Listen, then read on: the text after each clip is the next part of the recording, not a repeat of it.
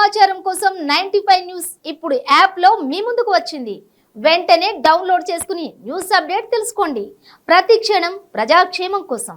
ఇక్కడ మనతో పాటు కాకతీయ యూనివర్సిటీ ఉద్యమకారులు ఉన్నారు. వారితో ఇప్పుడు మాట్లాడేద్దాం. నమస్తే సార్, మీ పేరు? నమస్తే మేడం, నా పేరు రాకేష్ కృష్ణన్.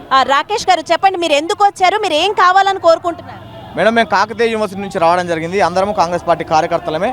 గడిచినటువంటి 9.5 ఏళ్లుగా మరి ఈ రాష్ట్రంలో బీఆర్ఎస్ పార్టీ ముఖ్యమంత్రి కేసీఆర్ గారు సాగించినటువంటి ప్రజా వ్యతిరేక విధానాల మీద కాకతీయ యూనివర్సిటీ వేదికగా మరి బీసీ ముద్దుబిడ్డ కాంగ్రెస్ పార్టీ కర్రు కట్టినటువంటి కార్యకర్త, ఉద్యమ కాలం నుంచి కాంగ్రెస్ పార్టీ కోసం పనిచేస్తున్నటువంటి మరి ఉద్యమ నేత సోల్తి కిరణ్ కుమార్ గారు పరకాల కాన్స్టిట్యున్సీ నుంచి ఎమ్మెల్యే టికెట్ కావాలని చెప్పి దరఖాస్తు పెట్టుకోవడం జరిగింది.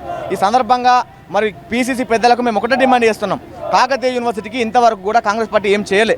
కాకతీయ యూనివర్సిటీలో ఇలాంటి అన్నలు అనేక సంవత్సరాలుగా వారి యొక్క స్వలాభాలను, సొంత లాభాలను పక్కకు పెట్టి స్వప్రయోజనాలను వీడనాడి కాంగ్రెస్ పార్టీ కోసం పోరాటం చేయడం జరిగింది. గెలిపించడం కోసము గ్రౌండ్లో నుంచి మరి పార్టీని స్ట్రెంథెన్ చేయడం కోసం నిరంతరం శ్రమించడం జరిగింది.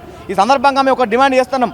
సొల్తి కిరణ్ కుమార్ గారికి కాకతీయ యూనివర్సిటీ కోటా నుంచి మరి పరకాల బీఫామ్ టికెట్ ఇస్తే 100కు 100% మేమందరము కాంగ్రెస్ పార్టీ కార్యకర్తలము మరి అన్ని ఆర్గనైజేషన్లు కలిపి 100కు 100% కాకతీయ యూనివర్సిటీ వేదికగా మరి అక్కడ పరకాలలో పనిచేస్తాము.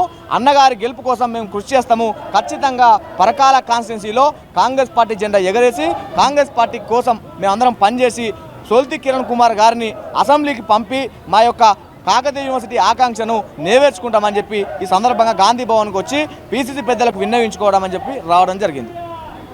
అంటే మీ ఈసారి ఏమనుకుంటున్నారు? యాక్చువల్గా టికెట్ వస్తుంది అని ఏమైనా ఆశ ఉందా మీకు?